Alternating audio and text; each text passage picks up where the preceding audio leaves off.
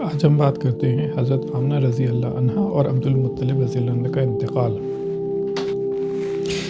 حضرت آمنہ رضی اللہ عنہ کا انتقال۔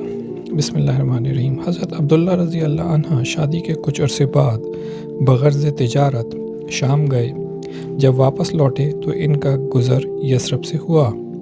چند روز کے لیے اپنے والد عبد المطلب رضی اللہ عنہ کے ننھیال میں قیام کیا، کیونکہ عبد المطلب کی والدہ یثرب کے قبیلے بنی نجار کے سردار کی بیٹی تھیں۔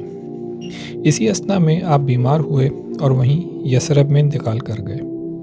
اس خبر سے قریش اور بالخصوص حضرت آمنہ رضی اللہ عنہا کی جو چوٹ لگی ہوگی، اس کے درد کا کون اندازہ کر سکتا ہے۔ سیدہ کے مغموم دل نے کتنا چاہا ہوگا کہ یثرب جا کر اپنے مرحوم خاوند کی قبر کی زیارت کریں، لیکن آپ کے پیٹ میں جو امانت تھی، اس کی حفاظت نے قبر کی زیارت سے باز رکھا۔ یہاں تک کہ حضور صلی اللہ علیہ وآلہ وسلم پیدا ہوئے اور جب آپ نور نظر کی عمر 6 برس ہو گئی تو حضرت آمنہ رضی اللہ عنہا نے اپنے سسر حضرت عبد المطلب رضی اللہ عنہ سے اجازت چاہی کہ یثرب جا کر اپنے خاوند کی قبر دیکھ سکے۔ آپ نے انہیں اجازت دے دی۔ سیدہ آمنہ رضی اللہ عنہا اپنے فرزند کو لے کر یثرب روانہ ہوئیں۔ ان کے ساتھ ان کی سیاہ فام کنیز ایمن بھی تھیں، جو حضور صلی اللہ علیہ وسلم کو اپنے والد سے ورثے میں ملی تھیں۔ تقریباً 1 ماہ مدینے میں گزارنے کے بعد جب حضرت آمنہ رضی اللہ تعالی عنہا کی مکہ روانہ ہوئیں تو راستے میں ابوا کے مقام پر حضرت آمنہ بیمار ہوئیں اور انتقال فرما گئیں۔ حضرت ایمن رضی اللہ عنہا نے حضرت آمنہ کو ابوا کے مقام پر دفن کیا اور حضرت محمد صلی اللہ علیہ وآلہ وسلم کو لے کر مکہ واپس آ گئیں۔ اب بات کرتے ہیں حضرت عبد المطلب رضی اللہ عنہ کا انتقال۔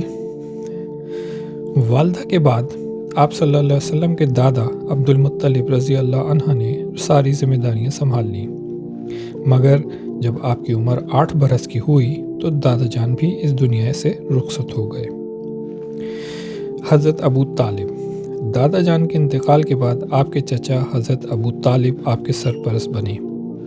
حضرت ابو طالب کی مالی حالت اچھی نہ تھی، لیکن اس کے باوجود آپ نے خدمت گزاری کا حق ادا کیا۔ آپ نے اپنے بچوں سے بھی زیادہ حضور صلی اللہ علیہ وسلم سے پیار کیا۔ ایک لمحے کے لیے بھی اپنی آنکھوں سے اوجھل نہ ہونے دیتے۔ رات کو سوتے تو حضور صلی اللہ علیہ وسلم کو اپنے پہلو میں لٹاتے۔ کھانے کا وقت ہوتا تو اس وقت تک دسترخوان نہ چنا جاتا جب تک حضور صلی اللہ علیہ وسلم تشریف نہ لاتے۔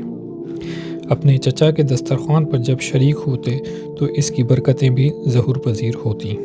اگر آپ کے بچے کے بھی حضور صلی اللہ علیہ وسلم کے بغیر کھانا کھاتے تو کھانا پورا نہ ہوتا اور وہ بھوکے اٹھ آتے، لیکن جب حضور صلی اللہ علیہ وسلم تشریف فرما ہوتے تو سارے خوب سیر ہو کر کھاتے اور کھانا بھی بچ جاتا۔ یہ دیکھ کر ابو طالب کہتے تھے، اے میرے بیٹے، تو بڑا برکت والا ہے۔ جزاکم اللہ خیر۔